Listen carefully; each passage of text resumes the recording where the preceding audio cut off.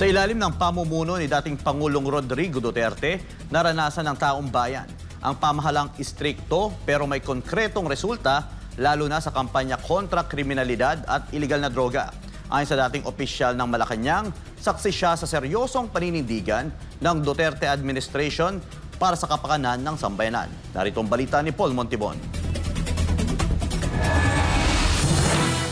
Sa loob ng 6 na taon ng kanyang panunungkulan, pinatunayan ni dating Pangulong Rodrigo Duterte na posible ang mahigpit pero makataong pamumuno. Isa itong estilo na maghatid ng tunay na kaayusan, kapayapaan at takot sa mga kriminal. Ito ang rason kung bakit nananatiling buhay sa alaala ng marami ang administrasyong walang inatrasan pagdating sa laban kontra kriminalidad at iligal na droga. Walang ibang maipagmamalaki ang nooy Duterte administration kundi ang totoong malasakit nito sa mamamayan, lalo na sa usaping pangseguridad. Ito ang iginiit ni dating Chief Presidential Legal Counsel Attorney Salvador Panelo sa hinaing ngayon ng marami kaugnay sa dumarami at paglaganap ng kriminalidad at iligal na droga sa bansa. Ayon kasi sa ilang mamamayan, nangangamba na naman sila sa kanilang seguridad at kaligtasan dahil sa panunumbalik ng mga iligal na aktibidad kumpara noong panahon ni Duterte, kung kailan takot ang mga kriminal at sino mang gagawa ng labag sa batas. Giit ni Panelo, totoong istrikto noon si Pangulong Duterte pero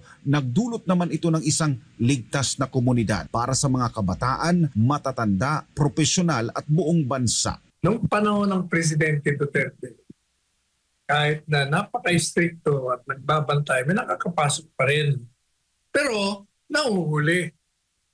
Kaya yung mga nakakapasok dyan, basta mahuli nyo, okay lang yan. Batid rin ni Panelo na hindi ganun kadali bantayan ang pagpasok ng iligal na droga sa bansa, lalo pat island country ang Pilipinas na binubuo ng maraming isla na ginagamit rin ng mga sindikato ang pagpapadaan ng mga kontrabando. Pero bakit nagawan niya ito ng paraan ni dating Pangulong Duterte upang matigil at mapuksa ang mga ito? Island country tayo eh. Ang dami nating isla.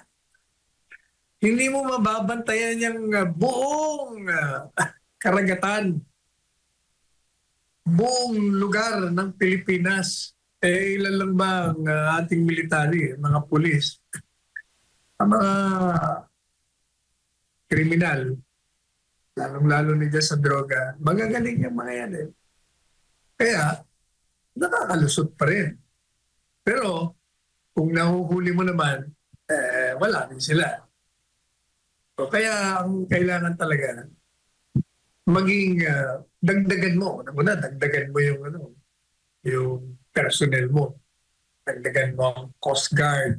Dagdagan mo yung mga entry points na may nagbabantay talaga. At kahit na yung sa tingin mo na hindi papasukan ng illegal na droga, kailangan bantayan mo pa rin. Sa huli, itinuring ding wais at magaling si Pangulong Duterte sa paggamit ng kanyang pondo gaya ng confidential funds upang tukuyin ang mga sindikato ng iba't ibang uri ng kriminalidad at masugpo ito sa lalong madaling panahon.